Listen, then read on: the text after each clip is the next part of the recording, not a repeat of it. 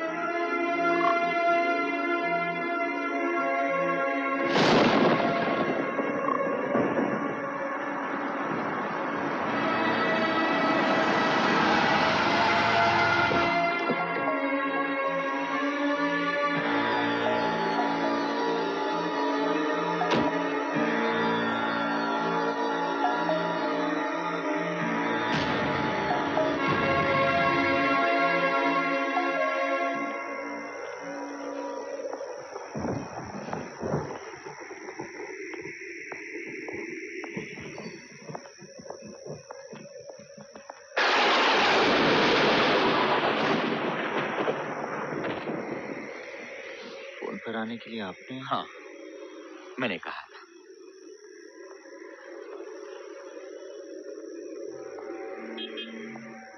वसीम खान के बारे में आप? यस, वसीम खान सिर्फ एक टेररिस्ट ही नहीं,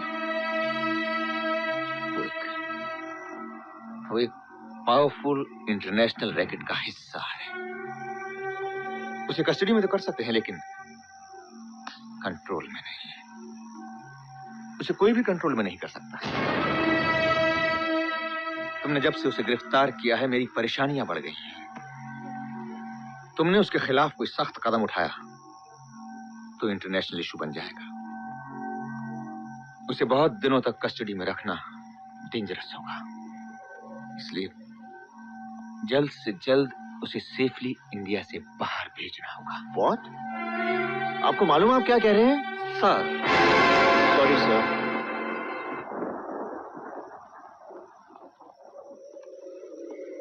सर,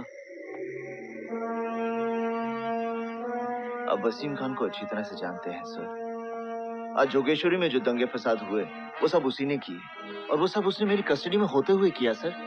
उसकी वजह से आज सैकड़ों निर्दोष लोग मारे गए, और आप कह रहे हैं कि मुझे छोड़ दूं? नहीं सर, मैं उसे जिंदा नहीं छोड़ूंगा, मार दूंगा उसे। इस देश के बाहर सिर्फ उसकी लाश जाएगी, सिर्फ उसकी लाश। देखो, दंगे फसाद होते रहते हैं, लोग मरते रहते हैं, इसमें इतना जज्बाती होने की क्या जरूरत है? You are a police officer, behave like a police officer. तरक्की करनी है तो कुछ चीजों को इग्नोर करना सीखो। तुम्हें दंगों के बारे में कब पता चला? आज सुबह। मुझे 2 दिन पहले से मालूम था। क्या आपको 2 दिन पहले पता था? इतना ही नहीं, वसीम खान पिछले 2 महीने से महाराष्ट्र में था और मेरी वजह से बचा रहा। उसे किसी ने गिरफ्तार नहीं किया, लेकिन तुमने ये गलती कर दी, बहुत बड़ी गलती। वसीम खान तुम्हारी इस हरकत से बहुत नाराज हैं। But don't worry, I will make him understand. देखो, मैं जानता हूं तुम अंजलि और बच्चों से बहुत प्यार करती हो। तुम नहीं समझोगे, ये बड़े ऊंचे दर्जे के पावर गेम है। तुम इस चक्कर में मत पड़ो। सेफ्टी के साथ वसीम खान को बाहर भिजवाने का बंदोबस्त कर दो। हाँ, अगर ऐसा करते हो तुम्हारा ज़मीर तुम्हारे आड़े आता है तो कुछ दिनों के लिए छुट्टी लेकर बीवी बच्चों के साथ बाहर चले जाओ। सारा इंतजाम मैं कर दूंगा। Go ahead.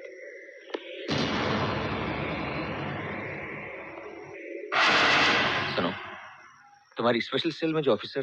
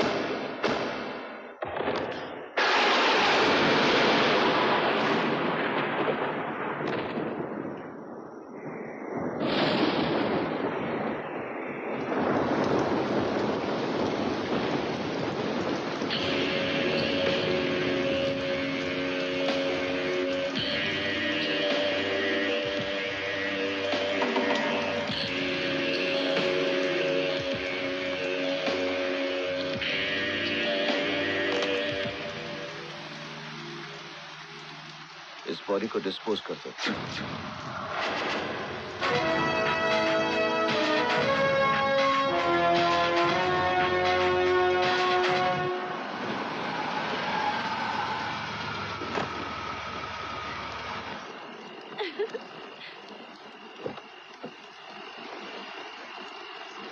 कब से इंतजार कर रही हूँ मैं। जल्दी अंदर चलिए। क्या देख रहे हैं? चलिए ना। बैठिए बैठिए। आपको कुछ बताना है। पता है आज मैं बहुत खुश हूँ। एक मिनट।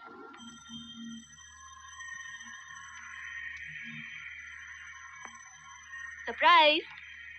ये लीजिए अपना फेवरेट डिश। चलिए मुंह मीठा कीजिए। जानते हैं क्यों? पेपर पढ़िए।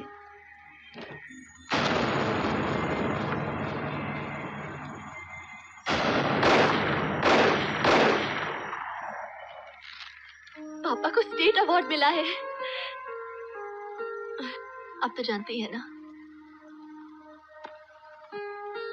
कि मैं पापा से कितना प्यार करती हूँ, लेकिन फिर भी उनसे मिलने नहीं गई, फोन तक नहीं किया। पता है क्यों? क्योंकि आप उनके इकलौते दामाद हैं, और अगर हम लोग कल साथ में जाकर उन्हें बधाई दें तो उन्हें बहुत खुशी होगी। मैंने तो स्पेशल हार का ऑर्डर भी दे दिया है।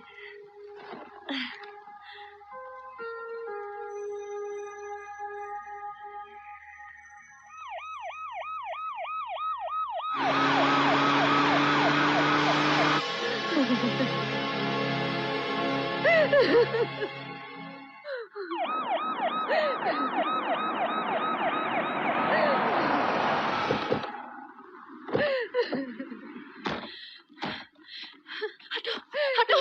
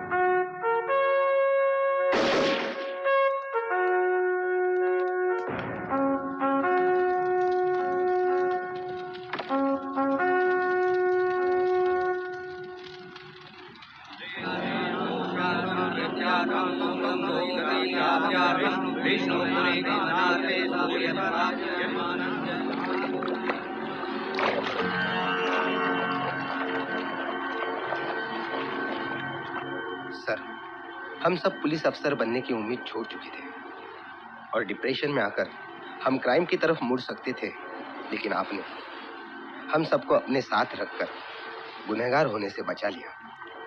लेकिन हम सब कंफ्यूज है सर, हम आपको समझ नहीं पा रहे।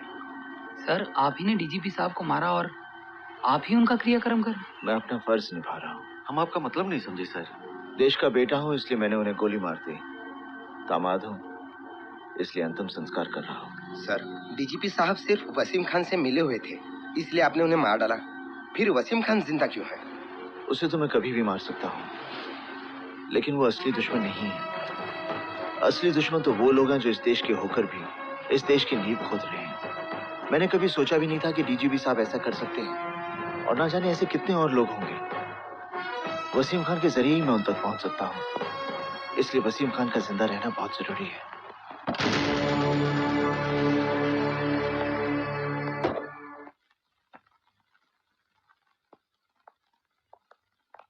गुड मॉर्निंग डीसीपी राजशेखर आजाद साहब, जोगिंदर सिंह, सीबीआई ऑफिसर। आइए। Thank you.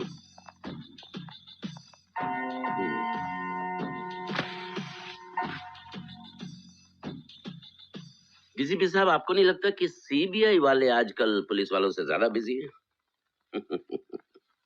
पहले जब हवाला कांड होता था, बोफर्स कांड, चारा कांड होता था, तो हमें बुलाया जाता था, लेकिन आजकल पूछिए मत। मैच फिक्सिंग, कैच फिक्सिंग, नहर नहीं बनी, गटर नहीं खुदा, छोटे से छोटा केस सीबीआई के हवाले। मैं तो सोच रहा हूँ होम मिनिस्ट्री को लिखूं कि हर गांव, हर मोहल्ले, हर शहर में पुलिस चौकी को हटा के सीबीआई चौकी बना दी जाए। क्या ख्याल है आपका? अच्छा छोड़िए, मजाक करने की आदत है मेरी। मैं सीधे पॉइंट पे आता हूँ।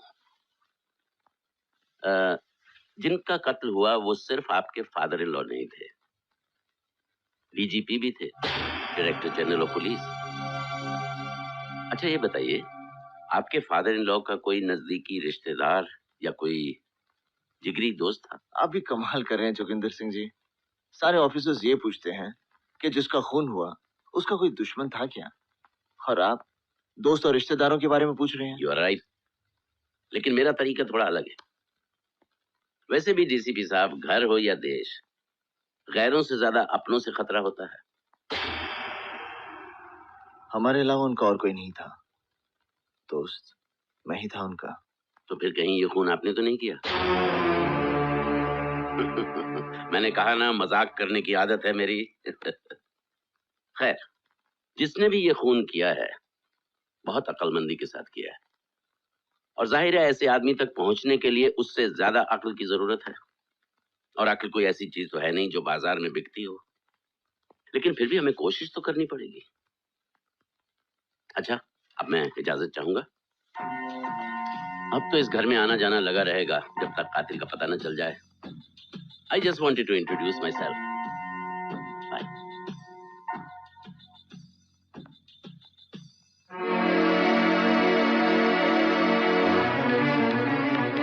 सुनिए,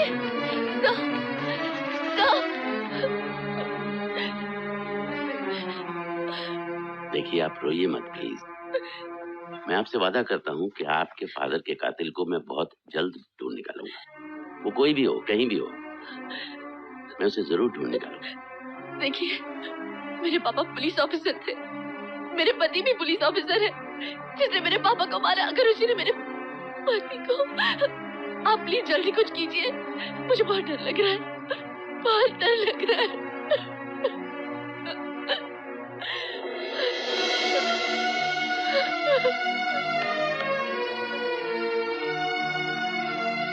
I'll see you later. Anjali, जो होना था सो हो गया। फजूल की बातें सोचकर अपने आप को परेशान मत करो, मुझे कुछ नहीं होगा।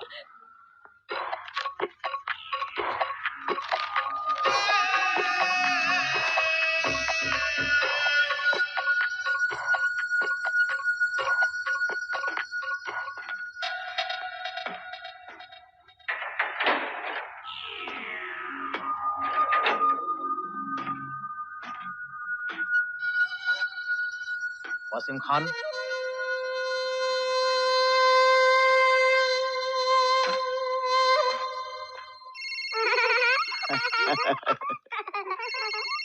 अरे अरे जरा संभाल। हेलो सर, मैं इकबाल खान बोल रहा हूँ। हाँ बोलो। वसीम खान ने जैसे पाटिल को मारा था वैसे ही शिंदे को मारा है। क्या? ठीक है, तुम उसे तुरंत हॉस्पिटल ले जाओ। Okay sir. क्या हुआ? वसीम खान ने आज शिंदे को मारा। जब उसने पाटिल को मारा था, उसके बाद जोगेश्वरी में दंगे शुरू हो गए। आज शिंदे को मारा है, कहीं वो।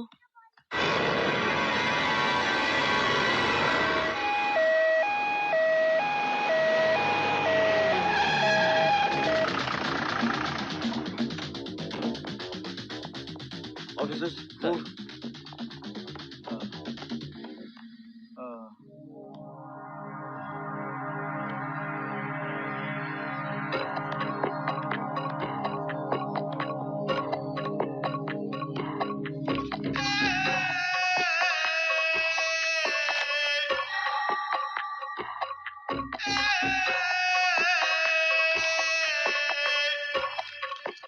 Hello sir.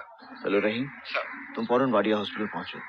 शिंदे की जेब में एक पर्ची है, उसे कौन निकालता है, कहाँ लेकर जाता है, तुम उसका पीछा करो, और अगर कोई प्रॉब्लम हो तो मुझे तुरंत फोन कर लेना सर। और याद रखना, तुम्हारा पुलिस वालों के साथ कोई लेना देना नहीं। ओके? Yes sir.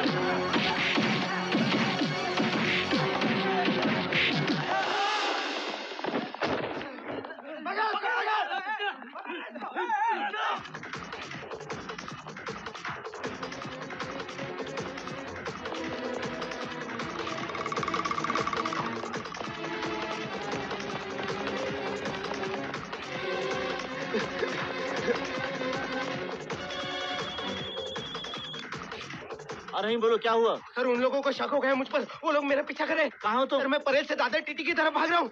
तुम में और उनमें कितना फासला है? तकरीबन 100 फीट। वो लोग मुझे मार डालेंगे सर। तुम फिक्र मत करो, बस तुम सीधे भागते रहो, मैं संभालूंगा। Okay sir.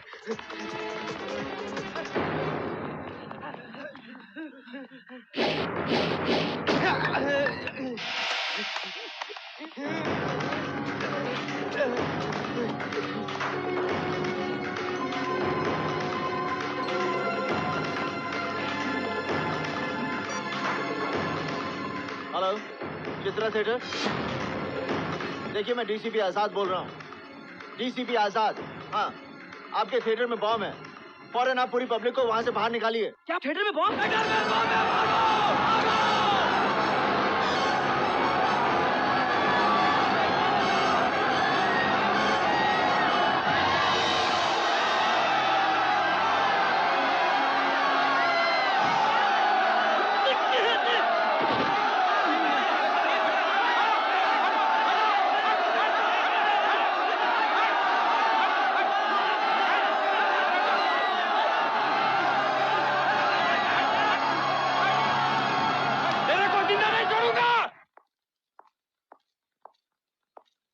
रहीम, तुम ठीक हो ना? हाँ सर, लेकिन आपने क्या तरकीब निकाली सर, वरना वो लोग मुझे जान से ही मार डालते। Thank you sir. कल सुबह की फ्लाइट से जामा मस्जिद के इमाम यहाँ आ रहे हैं। वो लोग उन्हें एयरपोर्ट पे ही मारने की बात कर रहे थे सर। इमाम को? वो इमाम को क्यों मारना चाहते हैं?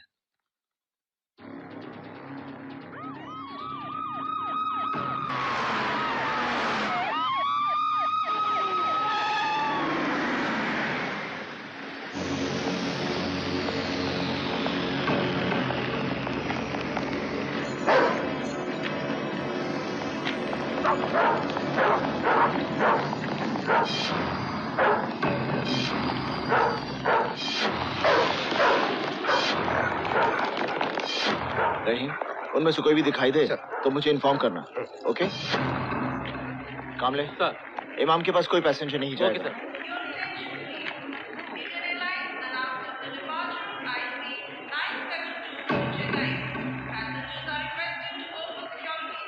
सुनो, वीआईपी हो या वीवीआईपी हो, जब तक उसकी अच्छी तरह से जांच नहीं की जाएगी अंदर नहीं जाएगा। Okay sir.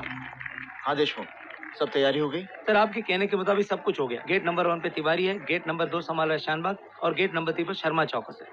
ठीक 7 बजे फ्लाइट टचडाउन होगी और 7:15 बजे इमाम गेट नंबर 1 पे पहुंच जाएंगे। और जैसे आपने कहा था सर, 150 स्पेशल कमांडोज का बंदोबस्त कर दिया। 7 बजे सब एयरपोर्ट के बाहर असेंबल हो जाएंगे और जब तक इमाम दिल्ली की फ्लाइट पर शाम को नहीं बैठते वो सब हमारे साथ होंगे। सर एक बात पूछूं तो आपको बुरा तो नहीं लगेगा? एक इमाम के लिए इतनी सारी सिक्योरिटी सर? बिल क्लिंटन के वक्त भी इतनी सिक्योरिटी नहीं रखी थी हमने। देशमुख साहब, इमाम साहब यहाँ हिंदू मुस्लिम एकता संघ की मीटिंग के लिए आ रहे हैं और हमें इंफॉर्मेशन मिली है कि उन्हें कोई मारना चाहता है। और अगर ऐसा हुआ तो सिर्फ मुंबई में ही नहीं बल्कि पूरे देश में दंगे फसाद शुरू हो जाएंगे, हजारों लोग मारे जाएंगे और मैं ये नहीं चाहता। इसलिए यहाँ इतनी सिक्योरिटी है। Understood? Yes sir. So be alert. Right sir.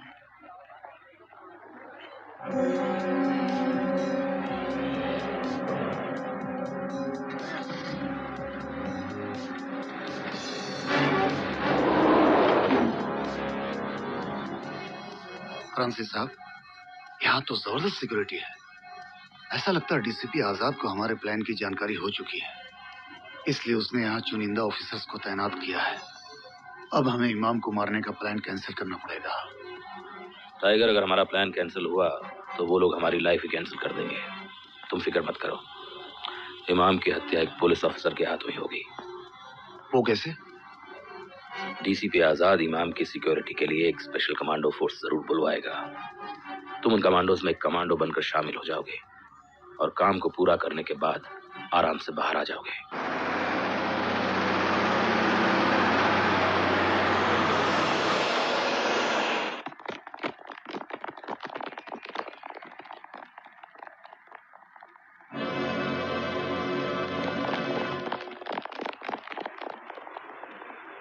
कृपया ध्यान दीजिए, इंडियन एयरलाइंस की उड़ान IC 165 अब दिल्ली से आ पहुंची है।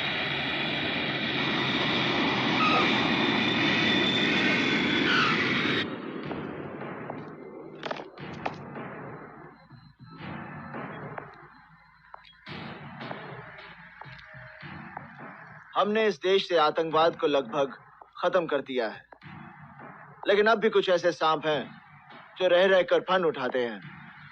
इसलिए मुझे और आप सबको हमेशा अलर्ट रहना होगा। हमारी एक छोटी सी गलती हमारे देश के लिए एक बहुत बड़ी मुसीबत बन सकती है।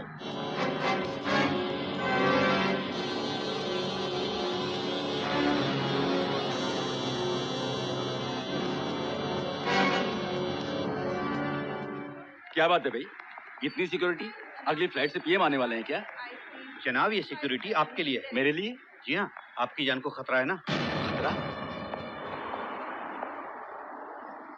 सवाल सिर्फ एक आदमी की जिंदगी का नहीं, कई बेकसूर लोगों की जानें जा सकती हैं।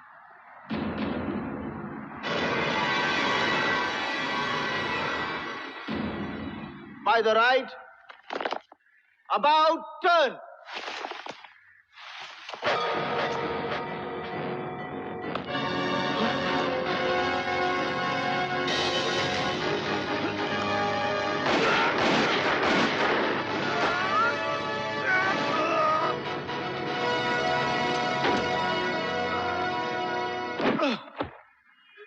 Let's go inside. इतने कमांडोज के बीच में हमारे साहब ने उस टेररिस्ट को कैसे पहचान लिया? मुस्तैद सिंह, डीसीपी आजाद की यही तो खासियत है। अबाउट टर्न का मतलब क्या होता है? पीछे मुड़। करेक्ट, लेकिन डीसीपी साहब ने कमांडोज को पहले इंस्ट्रक्शंस दिए थे कि जैसे मैं पीछे मुड़ के इंस्ट्रक्शन दूंगा बैठ जाना, और उस टेररिस्ट को ये पता नहीं था, बेचारा पीछे मुड़ा और सीधा ऊपर चला गया। इमाम साहब, मुंबई में आपका स्वागत है। आपको यहाँ खरोच तक नहीं आएगी, ये मेरा वादा है। अल्लाह का लाख लाख शुक्र है। अब मुझे यकीन हो गया है, जब तक इस देश में तुम जैसे ऑफिसर मौजूद हैं, राम और रहीम को लड़ाने की साजिश कभी कामयाब नहीं होगी। आमीन। आइए।